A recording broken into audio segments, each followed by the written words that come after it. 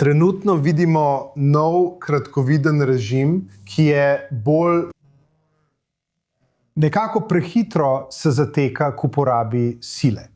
Lahko bi celo rekli, da so... Če je v preteklosti, ko ste udarili po Iranu, Iran si je vzel čas in odgovoril, ko je menil, da je primerno. Zdaj vidimo Iran brez te strateške potrpežljivosti. Ampak obstaja še en razlog. Da, kar vidimo pred svojimi očmi, je popoln zlom iranske strategije prek zavezniških skupin. Ognjeni obroč, ki ga je Iran skušal vzpostaviti okoli Izraela z arabskimi zavezniškimi skupinami, ki napadajo Izrael, da bi Iran ostal zunaj spopada. Kar vidimo zdaj, je ravno nasprotno. Namesto, da bi posredniki bojevali za Iran, se Iran bori za svoje posrednike.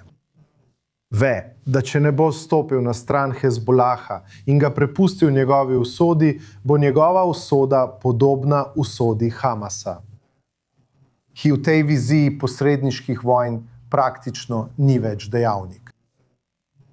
In tako Iran, medtem ko poskuša kazati moč in sam meni, da deluje iz položaja moči, v resnici poskuša ohraniti zmogljivosti svojih zavezniških skupin. In namesto, da bi posredniki branili Iran, zdaj Iran brani svoje posrednike.